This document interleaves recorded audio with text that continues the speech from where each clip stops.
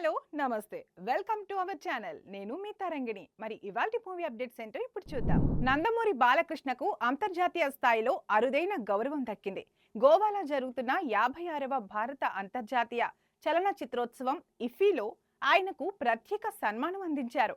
నటుడిగా 5 దశాబ్దాల సుదీర్ఘ ప్రయాణాన్ని పూర్తి చేసుకున్న సందర్భంగా గోవా గవర్నర్ అశోక్ గజపతిరాజు, కేంద్ర సమాచార ప్రసార శాఖ సహాయ మంత్రి ఎల్ మురుగన్, గోవా ముఖ్యమంత్రి ప్రమోద్ సావంత్ కలిసి బాలకృష్ణకు శాలువా కప్పి అభినందనలు తెలిపారు.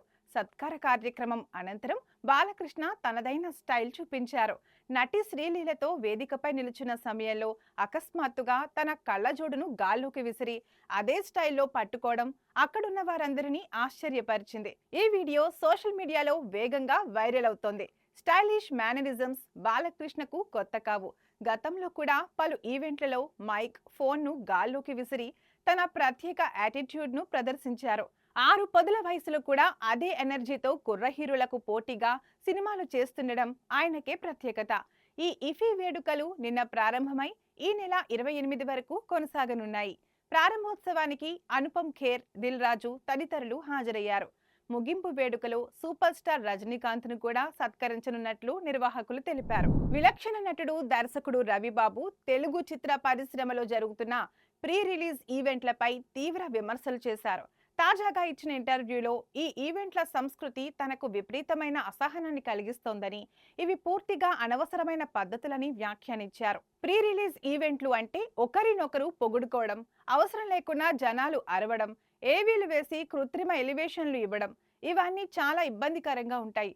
స్టేజ్ పైకి వచ్చేవారు ఏం మాట్లాడాలో కూడా తెలియక యాంకర్లు గైడ్ చేయాల్సి వస్తోంది అని రవిబాబు పేర్కొన్నారు. హాలీవుడ్ ను ఉదాహరణగా చూపుతూ మన హీరోల కంటే అక్కడ పెద్ద స్టార్లున్నారు, వాళ్ళు ఇలాంటి ఈవెంట్లు చేయరు, టీవీ షోలకే వెళ్లి సింపుల్ గా ప్రమోట్ చేసుకుంటారు, మన దగ్గర మాత్రం ప్రజలను విసిగించేలా ఈవెంట్లు పెడుతున్నారు అని వ్యాఖ్యానించారు.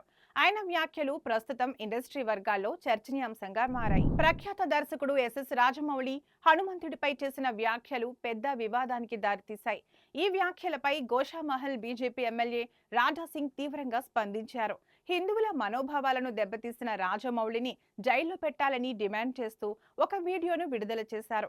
దేవుళ్లపై నమ్మకం లేనప్పుడు వారి పేరుతో సినిమాలు తీసి కోట్ల రూపాయలు ఎలా సంపాదిస్తున్నారని ప్రశ్నించిన రాజాసింగ్, బాహుబలిలో శివలింగం ఎత్తించే సన్నివేశం చూపించి ఇప్పుడు హిందూ దేవుళ్లపై నమ్మకం లేదని మాట్లాడటం సరికాదని అన్నారు.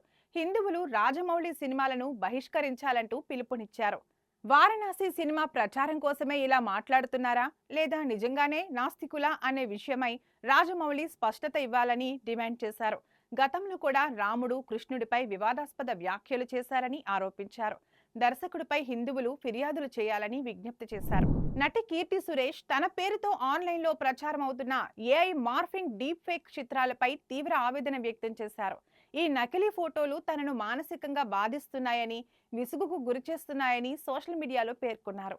ఈ చిత్రాలు నిజమైనట్లుగా కనిపించడం వల్ల నేనే ఇలా ఫోజ్ ఇచ్చానా అన్నంత స్థాయిలో గందరగోళం కలిగిస్తున్నాయని కీర్తి తెలిపారు. ఏఐ టెక్నాలజీ ప్రమాదకరంగా మారిందని, దీనిని నియంత్రించడం కష్టమవుతోందని ఆందోళన వ్యక్తం చేశారు. అనుమతి లేకుండా ఇతరుల ఫోటోలతో ఇలా నకిలీ చిత్రాలు సృష్టించే వారిపై కఠిన చర్యలు తీసుకోవాలని ఆమె కోరారు. ఈ సమస్య సినీ పరిశ్రమకే పరిమితం కాదని, డిజిటల్ ప్లాట్ఫామ్లు ఉపయోగించే ప్రతి ఒక్కరికి ముప్పు ఉందని హెచ్చరించారు.